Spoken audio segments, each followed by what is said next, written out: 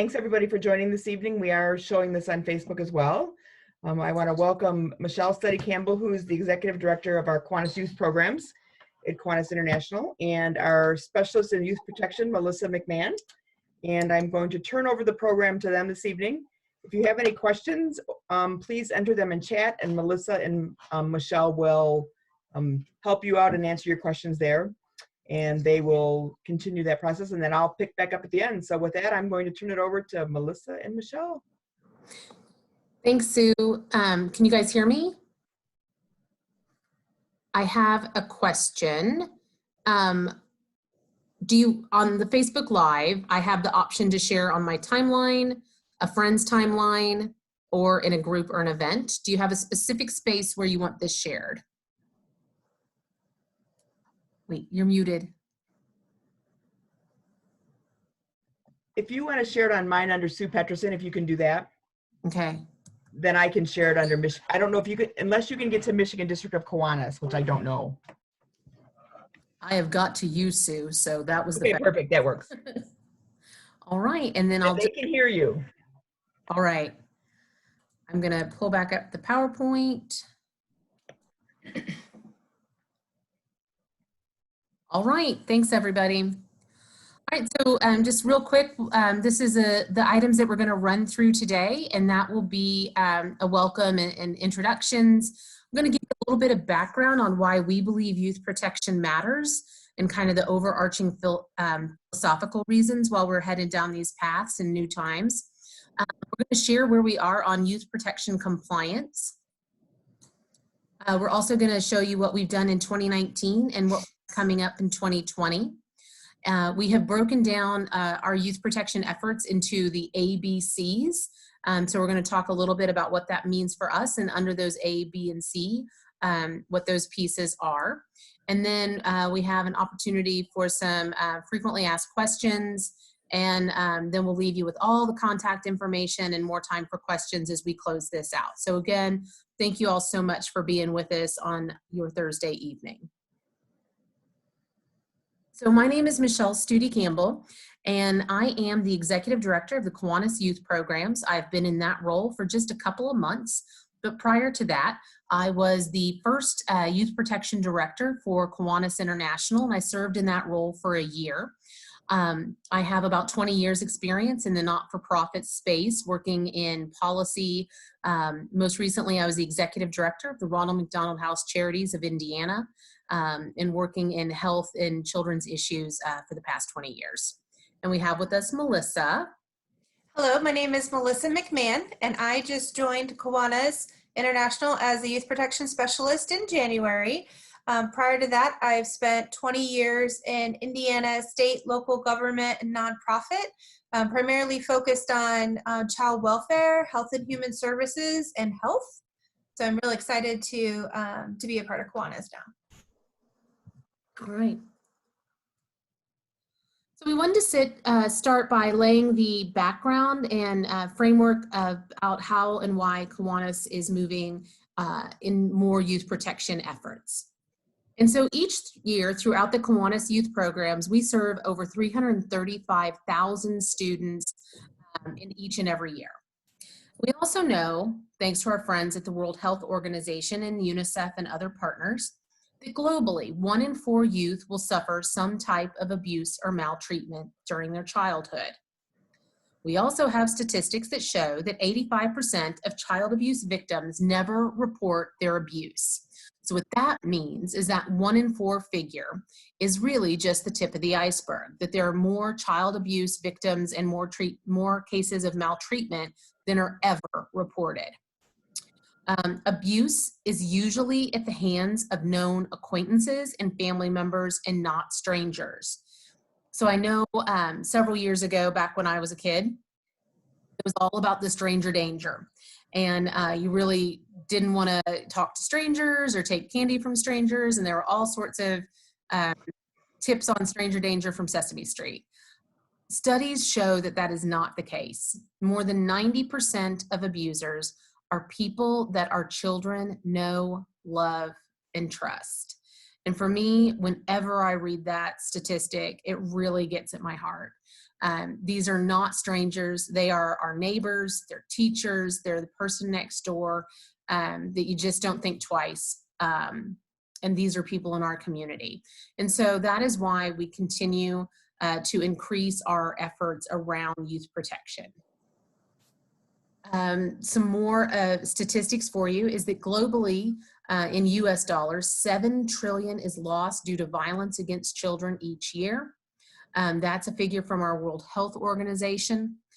Here in the United States, child abuse and maltreatment are now considered a critical public health crisis by the CDC. And here in the United States, we know that the total lifetime economic burden resulting from new cases of child maltreatment is about 124 billion. So this is a real problem that has lasting impacts, not just on a couple of people, but on so many of folks in our population. And as Kiwanis's mission is to serve the children of the world, we're also adding this education component so that we can help protect the children of the world as well. Another piece of youth protection just isn't the predator and child abuse piece that so many times you think about. We're also really looking at a culture of care and bringing new resources to our young people.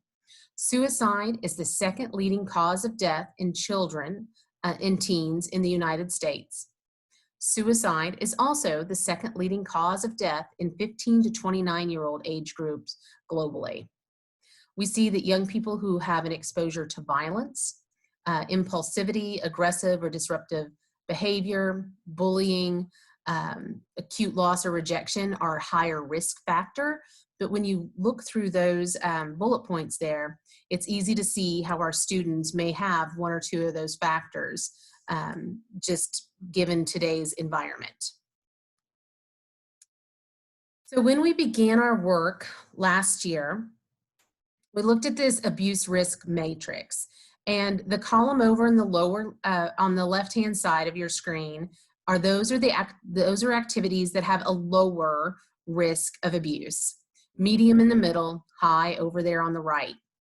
And what we did is we went through and we highlighted those kind of activities that we thought Kiwanis activities kind of fell in a bucket or we identified with, right? So the vast majority of our activities, we have activities held in public access, we're in schools, we're in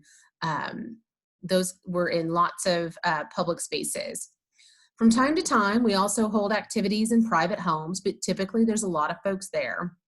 And then every now and again, we have activities in isolated spaces, and we're beginning to put in place policies and procedures to mitigate and lessen those high-risk activities and focus on making our activities with our youth participants in the medium or lower.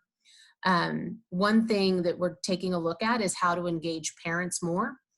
Particularly with our older students, we have little or no parental involvement in some of those key club activities. It's more student, teacher, Kiwanian, and how do we make sure our parents know what's going on. So you can look through this chart and see how some of those activities would be higher risk than others.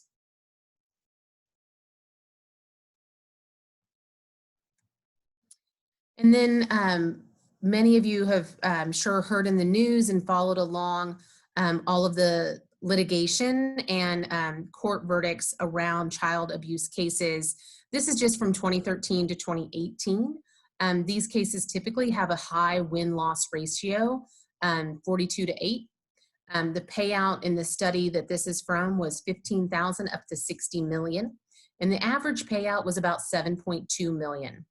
One number that we continue to take a look at is that offender. 30% of the offenders in these court cases were youth.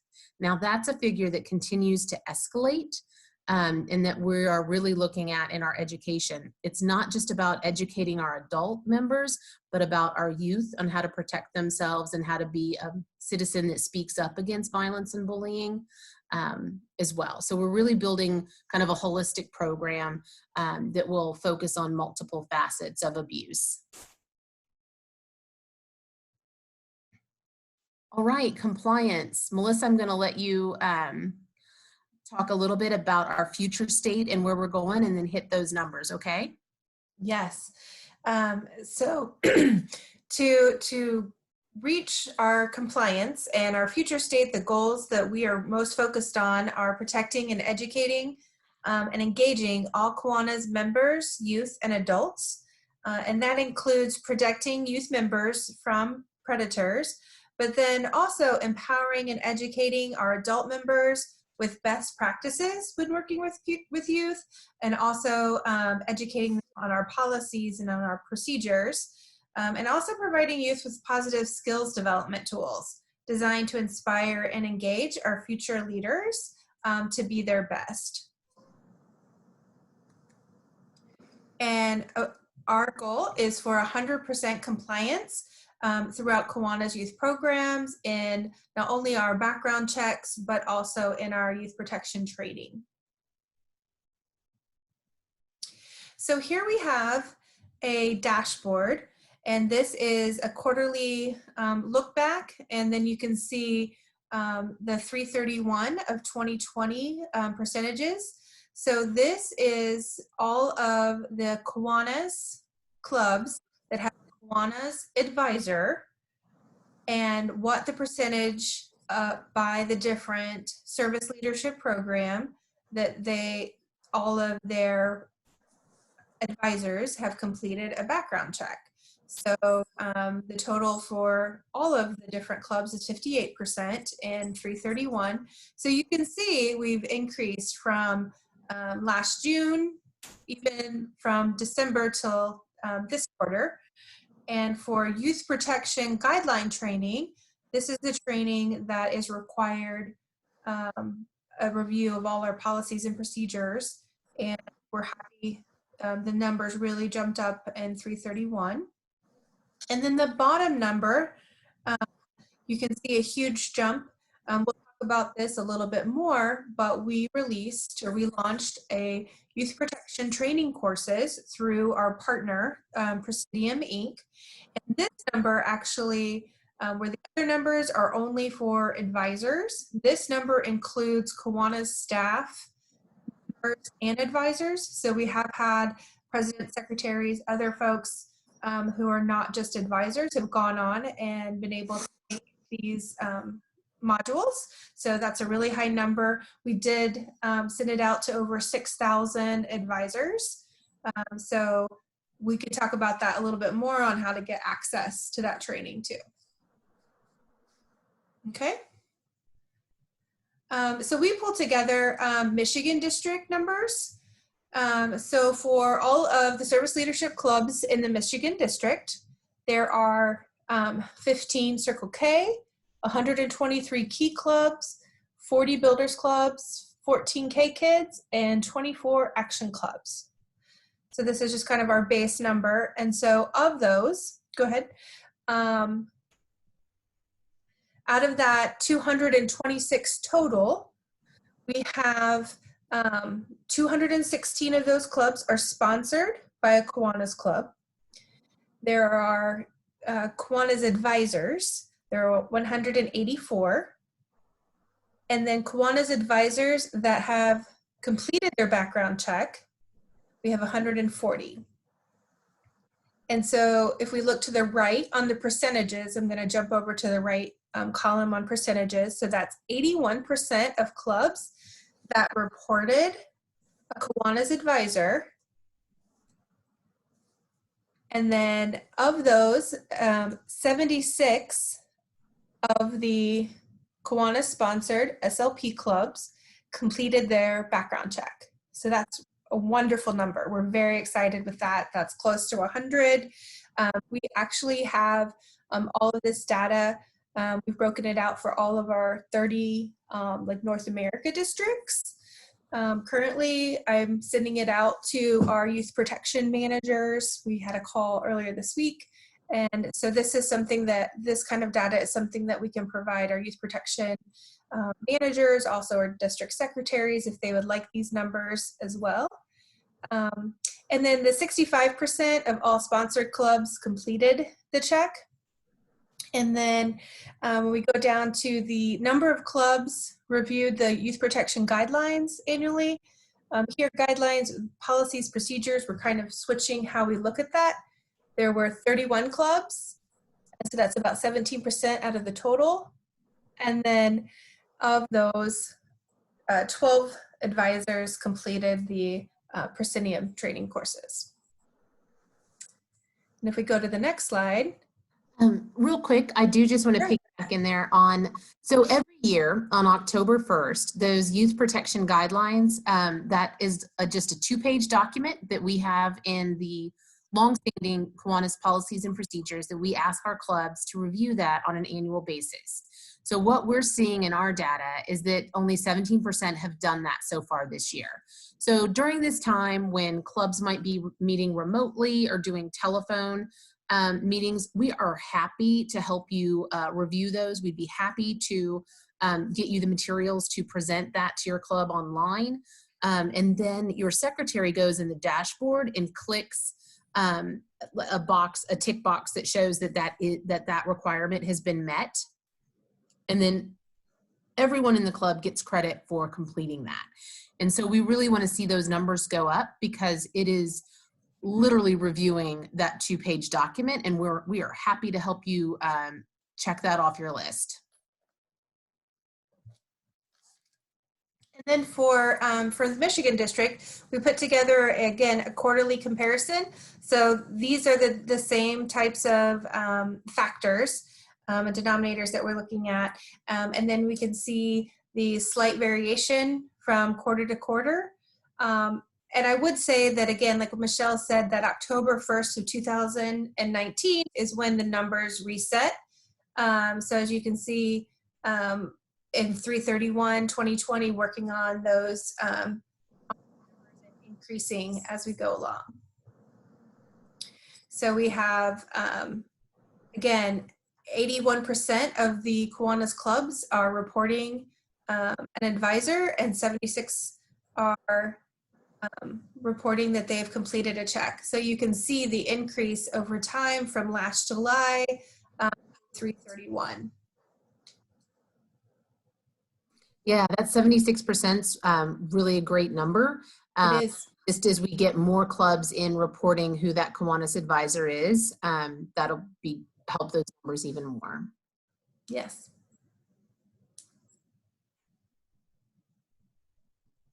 All right, so just some of the things that we did since we launched this initiative last year in early part of 2019. We connected with a vendor called Presidium. They have worked quite a bit with youth protection around the globe. They are considered really the expert in the field. They worked closely with USA Gymnastics after the Larry Nassar incident in doing that audit and for that piece. They worked with USA Safe Sport in the Olympic movement. They also do a lot of work with colleges and universities around the country and beyond. That proposal included them coming in and doing an external audit. They went back and looked at many records. They did reports in the field and interviews with our Kiwanis volunteer leaders, as well as some of our student leaders, and certainly spent a lot of time interviewing staff in the team at 3636. We did a review and a revision of our Kiwanis policies, procedures, and practice, and we're going to talk about some of those that have already been updated. We have last year for Key Club Icon, we did an enhanced background check for our chaperones and new training. There was a lot of ambiguity and a lack of clarity on some of our procedures and guidelines, and so we've been working with our district administrators to help clear those up and make sure that we're all on the same page. We did establish a new system to monitor compliance regularly, and that's how you see those quarterly checks and what we're looking at.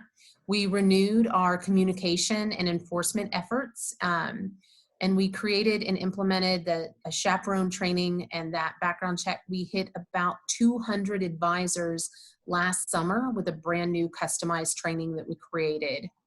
And then we've created and delivered about 100 hours of in-person or webinar training just in 2019. and we're looking to eclipse that number in 2020. So far for the year, back in January, our Kiwanis International Board met and passed some new policy and procedure revisions, and I'm going to share those with you in just a minute. We hired a youth protection specialist, Melissa, whose duty 40 hours a week is working on youth protection and really helping us refine our numbers and report that compliance with folks. And then another piece, we've launched a brand new Kiwanis Youth Protection Helpline. Melissa, do you want to talk a little bit about the helpline? Sure. So the helpline, we've partnered with Presidium, and Presidium has trained staff who will answer the calls. And this youth protection helpline is for youth who need to reach out and may feel vulnerable, feel like they need to report something, but they don't really know who to turn to. And it's also for adults. So adults and youth, anyone in Kiwanis, but it's related to youth protection. So once those calls are received by the helpline workers, and that information is investigated and looked into by our youth protection and our legal team. And one of the components to that is trying to, as Michelle said about the suicide rates.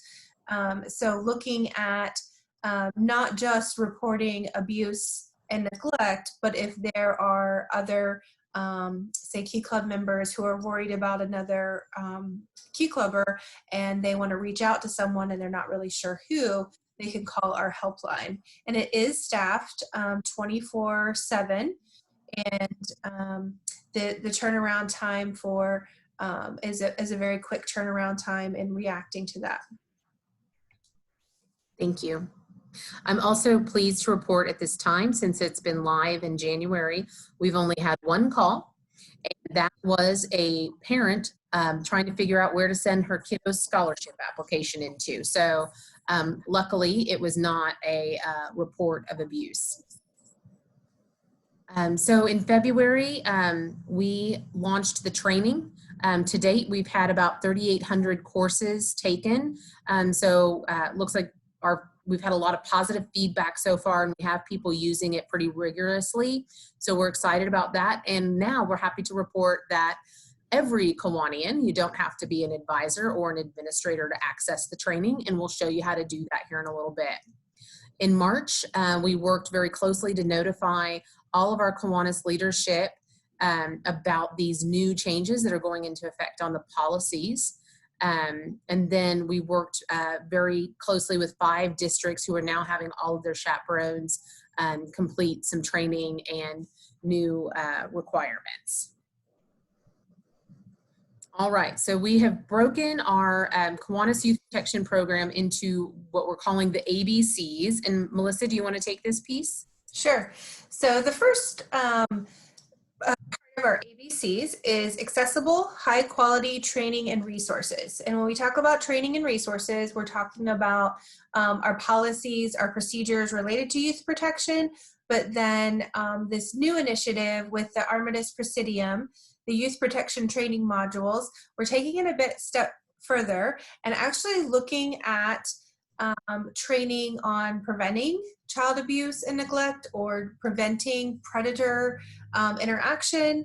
And so on the right-hand side is actually the training portal, so that once you're logged into the Presidium account, you may see different modules. And so one of the requirements that was passed in April is that the board of directors passed is that all SLP advisors are now required to complete advisor modules in the training protection. This is good for 2 years.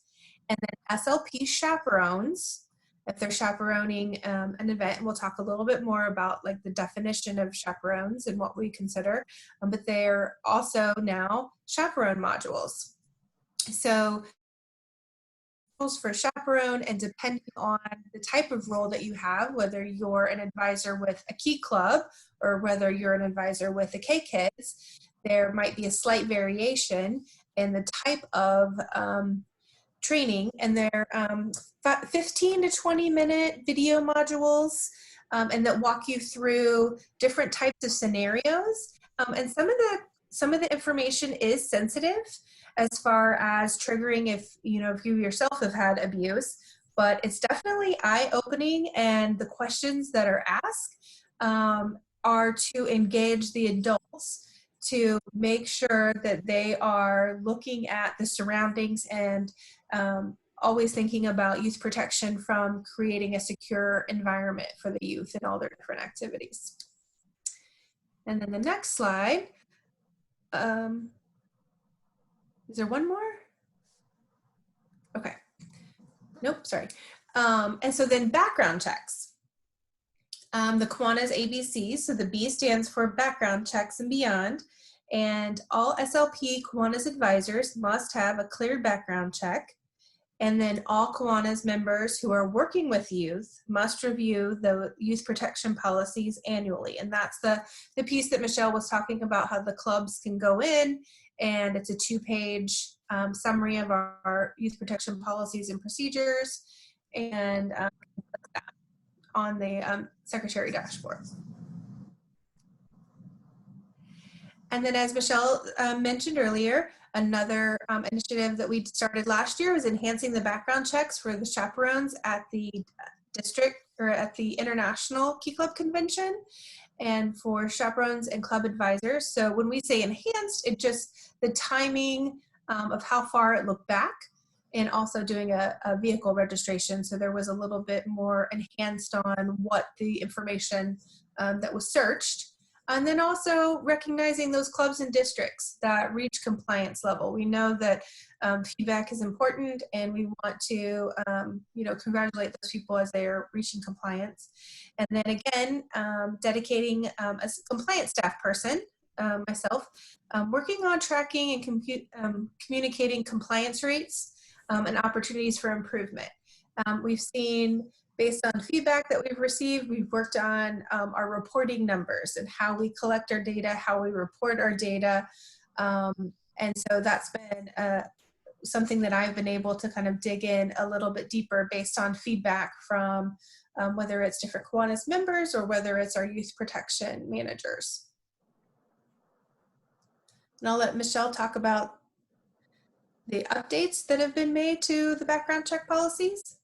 Yeah, so one of the big things that we took a look at is that our policies, the way they were written, were really for events that Kiwanis International was putting on, and that are SLPs, so really just for our GATSI events and the international conventions for Key Club and Circle K.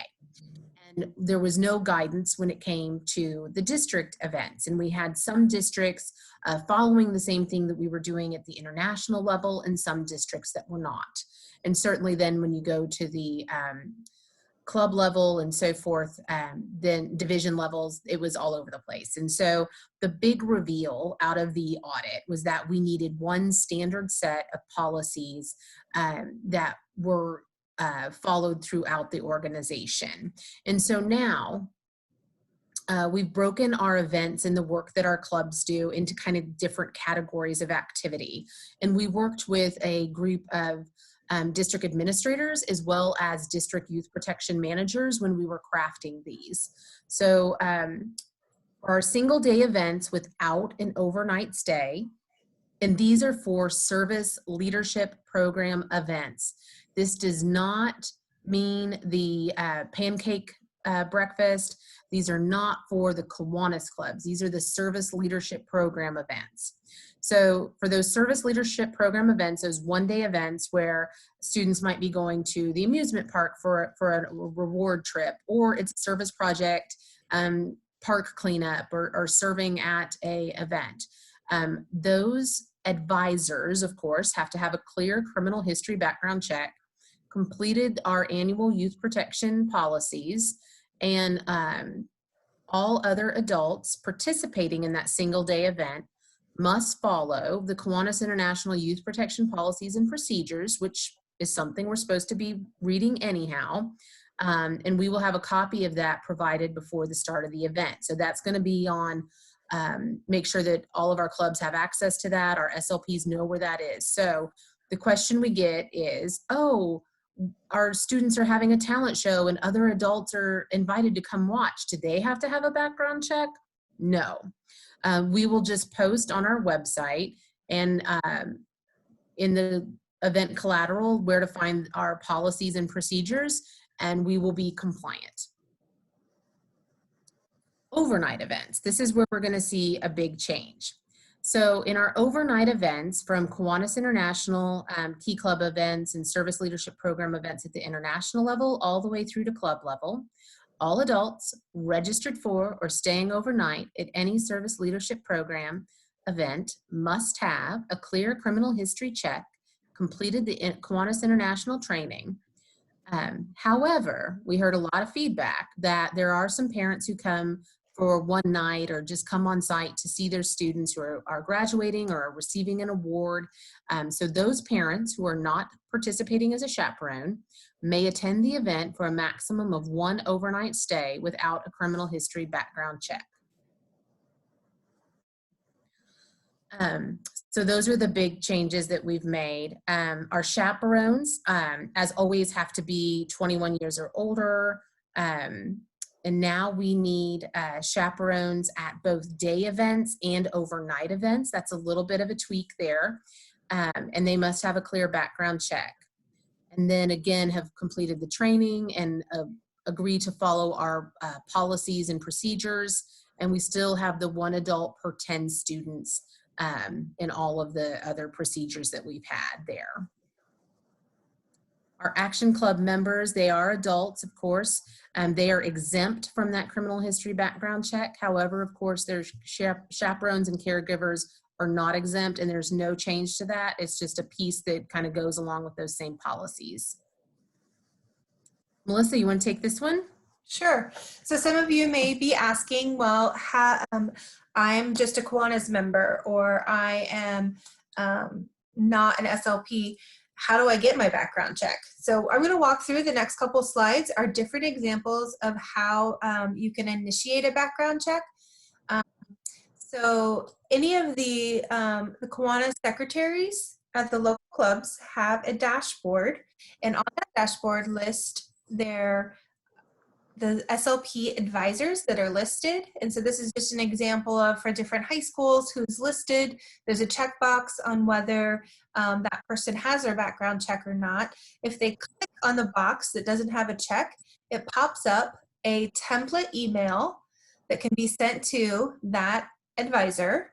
And then they receive a message, and it'll send them their username and their password. And then at the very bottom, it says, click here to start your application. So sometimes this is confusing because people will get an email and they'll say, okay, it's from Kiwanis, but how do I start my application? Well, by clicking here to start your application, it actually takes you to our vendor safe, visitor safe hiring solutions. And that's where you enter in your personal information, your date of birth, your address, and so forth. So what this does in this scenario is just actually generates a username and password, and to click to that. So if any of the local club secretaries want to see if their advisors have a background check completed, or if there's an expiration date, they can go to, this is on their main page.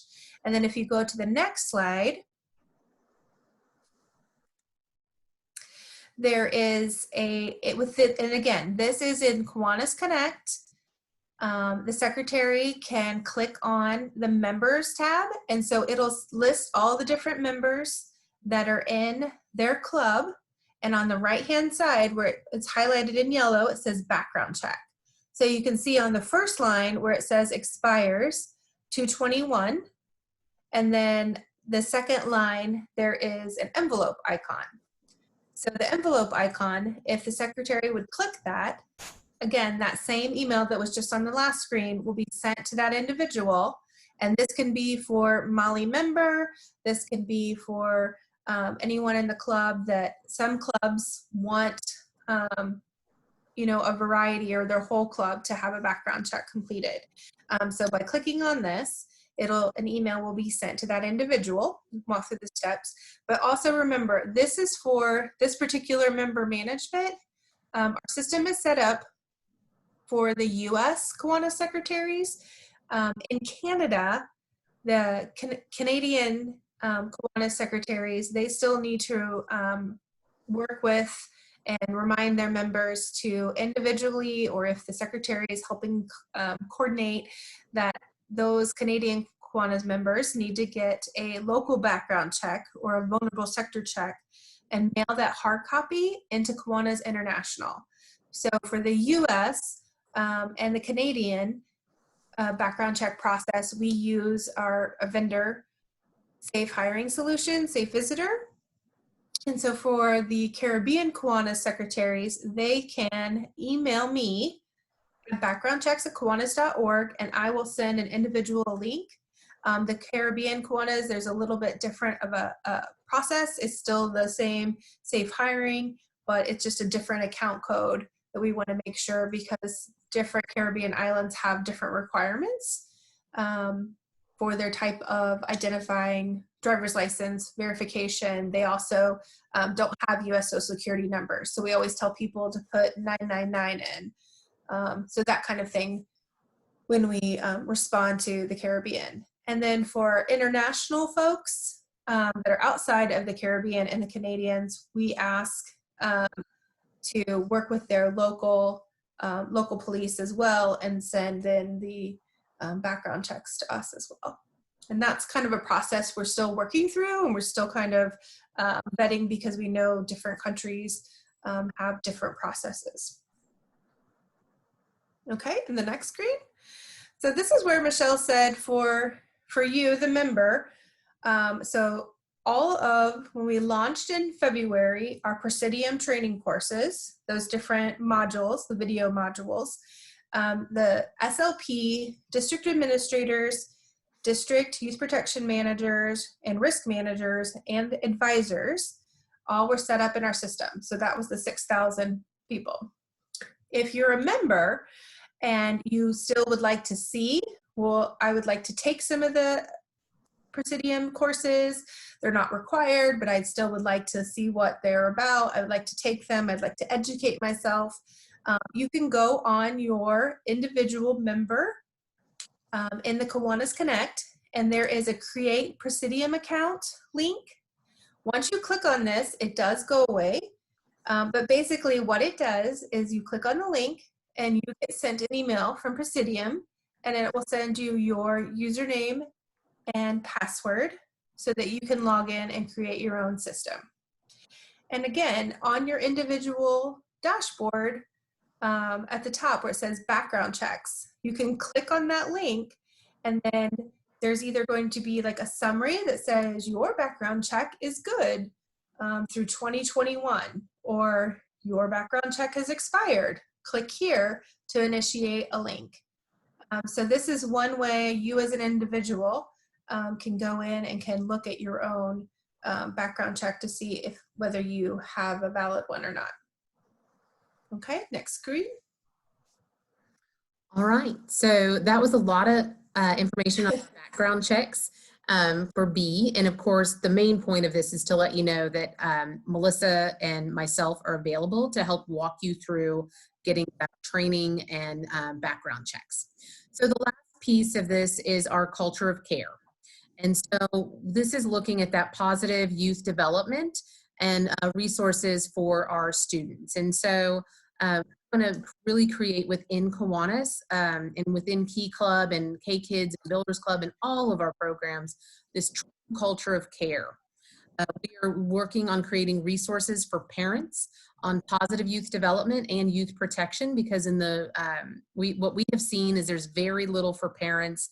A lot of it's pretty outdated, and a lot of the information focuses on very young children and not on how to talk with your teen and preteens, tweens on these very important topics. And so we are partnering with a couple of different groups to create this information for our parents, all Kiwanians, of course, so that we can be a real force in this area of positive information. And so we're creating those positive youth development materials. And then again, that's for those parents out there. We have reminders about mandatory reporting and links so you can determine within your state who you need to talk to. And if you are considered a mandatory reporter, we have that Kiwanis Youth Protection Helpline. If you see something, we want you to say something. We want you to call that number, and the experts there will walk you through what needs to happen next. We have online training and resources for our youth on positive peer pressure. We have a great course that's going to kick off at our May GATSE for Key Clubbers, really creating a core of young people who have information in their communities to help their peers. All right, what kind of questions can we answer? It looks like in the chat, someone asked, what about Canada? Go to local police force as done for governor-elect. Yes. Yes. Your local police force, and then send in the original to Kiwanis International, confidential. It'll come to background checks. It'll come to me. I'll review it. I'll update our system and send it back to you. We do monitor the Canadian government. The part Yes. there is making changes on how that on how the youth on how those background checks can be processed and sent out. They're looking to modernize and make those records, but they're not there yet. So we are looking at that, so that'll become an easier task for our Kiwanis members.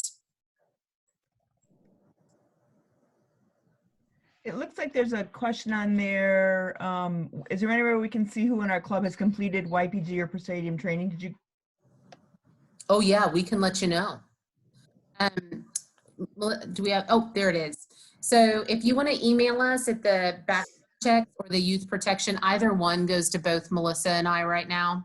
If you email that, we would be happy to look up your individual club and give you the information on how to access that training if you still need to get signed up, or what your where you are with your advisors on your sponsored clubs.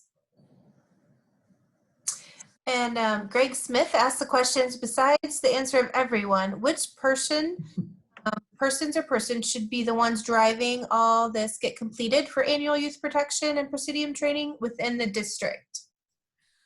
Well, you know, Greg, not everyone, but no, it takes a village, man. So I think if we all make a commitment to this, it's going to get done. It can't, we certainly need the help of our district secretaries helping us push this, as well as our district youth protection managers. We've really ramped up and invested in the training of these district youth protection managers. I'm not sure if, is Mr. Hitch is with us? Okay, yay. And so he's been great about attending. We have quarterly meetings where we update folks. Melissa has done, I mean, she's only been here like less than 3 months, but she's already way better at getting data out than I was, and Chris. And so we're sending out updates on a very regular basis so that we can chop this number down of folks who are not compliant. So Greg, if you and others in the district want to coordinate with your youth protection manager, and we're even asking risk managers to get involved and help us out, that would be awesome. We also are sending this information out to our district administrators for the SLPs. A big piece of this, though, is we have a lot of clubs that we have no name of who the advisor is. They may be background checked and they may be doing everything great, but we don't have them in the personified database. And as of March, in the middle of March, when we sent out the remainder of those folks who are not background checked, there were about 1,700. So there still are advisors that need to get background checks.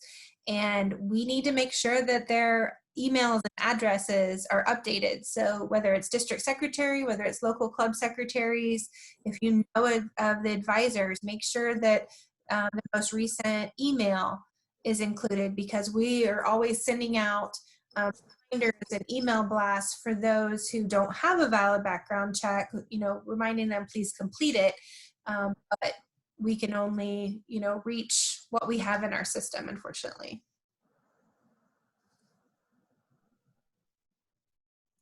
What else can we answer? how often do background checks need to be done? Thank you. So they're good for 2 years. And also the training with Armitage, the Presidium training, is also good for 2 years. Will this PowerPoint be available? Sure thing.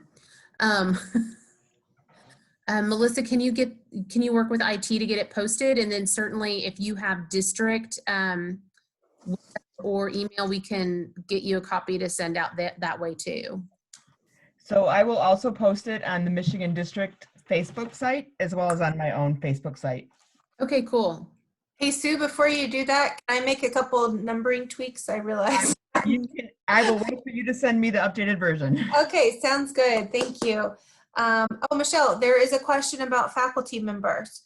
So by Bradford, if a faculty member who is not an actual faculty advisor but wants to be a chaperone, do they also need to do a background check by KI? Okay. So okay, Melissa, can you just give me the nuts and bolts of that one? Sorry, I didn't take it all in. So a faculty advisor, no, not you're a fine. Kiwanis member. Yes, so if a faculty advisor wants to be a chaperone, do they also need to be a background check by KI? And the answer is yes. The answer is yes. And so when we look at and so we've worked very closely with our insurance and legal and liability, and a lot of youth organizations are implementing this. Once you step off of school property, and that's when we would need a chaperone, when we're off of school property. If that faculty advisor chooses to be a chaperone when they make those trips, be it overnight or even a day trip, and they assume that responsibility of being a chaperone, we can no longer take the school background check. And that is because even within a state, there is no state or federal guidance as to what a background check quality or length of background check look back period is like. And so we have seen private schools that have just every 8 to 10 years, you have to get a background check. We have seen districts that still just require a background check when a faculty member is hired. They do not regularly update those. Then we see ones where it's a fingerprint FBI check every year. Because it varies so much, we have to, and we never get a copy of it, we have to do what's in the best interest of our students and our organization, and that is ask for that background check.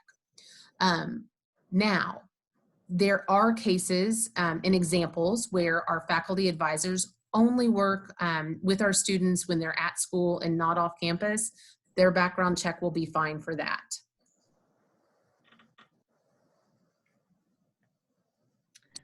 Another question, who pays for the background check if the secretary sends it out? So a couple different answers for that is if your club has set up an account with Safe Hiring Solutions to have all of your club's background checks paid directly to your club. So say your club is actually going to have that. And we do have that on our website. We can set that up. You can also email me a background checks and I can send you the information to set up an application so that if you want your club to be, we're pushing this and we think it's a great idea, that your club can have their own account. And so when your secretary sends that, your club will then will send out those invoices to your club. However, if your club does not have an account with Safe Hiring Solutions, and when I say account, I mean like we're going to pay for all of our club's checks. If it doesn't, then it would be an individual basis. So the background checks are $25 for individual members and SLP advisors. And Michelle, if you want to talk about the CKI advisors. So. Yeah, so CKI members. Pardon? I was just going to say CKI members. We're working if those CKI members are over 21 and want to chaperone. We're offering. So we understand that $25 background check fee might be a burden to some of our college students, and that they also really have such a dedication to our Key Club and Builders and K-Kids and SLPs, and they still want to volunteer, and they may want to serve as day chaperones or even overnight chaperones for decons and other events. We are setting aside some funding this year, in this upcoming year, to offset the cost of that background check. Okay, so I think we have time for one more question, if we Anybody? have one.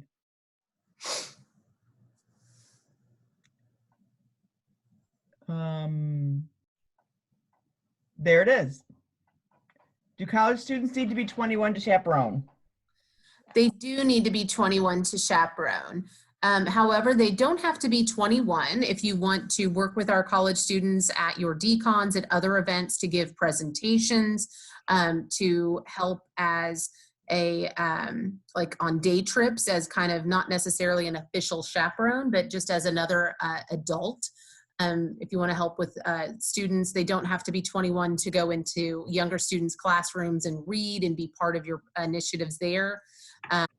And so they do have to be 21 to chaperone. And like I said, we are going to be working to have funds set aside to assist with those background checks. Okay, well, I want to thank Michelle and Melissa for doing this evening's presentation. Great information. I hope everybody learned something new. I know I did. I just want to remind you that we will post the PowerPoint and the recording on the Facebook page for Michigan District of Kiwanis, and I will post it on my personal page as well. And then we'll put the PowerPoint up when we get the revised one there. And then I want to remind everybody that next week we have Chandler Maglish with us at 8 o'clock next Thursday night. Chandler is a magician here in the Michigan District that has worked with a lot of our clubs for potential fundraising opportunities for, and as we're looking for our clubs to get back to work when we are no longer quarantined to home. He has some programs that he offers to help you raise funds to put activities back into your community. So next Thursday, Chandler Magus will be here. We've asked him to do some magic with us, which ought to be fun to watch on a webinar. The week after, we have two young ladies who are going to talk about Operation Cupcake, which is a program that they started to support their community and making cupcakes, and how that has transitioned over the few years.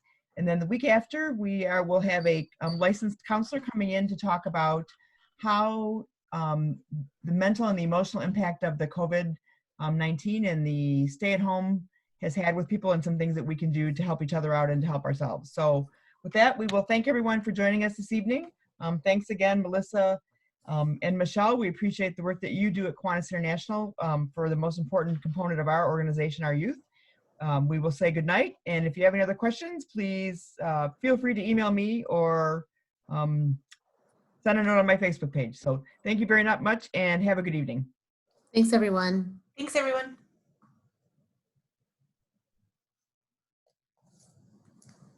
Okay, so let's see here. Michelle, are you still on? I am. So we've still got about 21 people on, I think. Okay, I'll wait till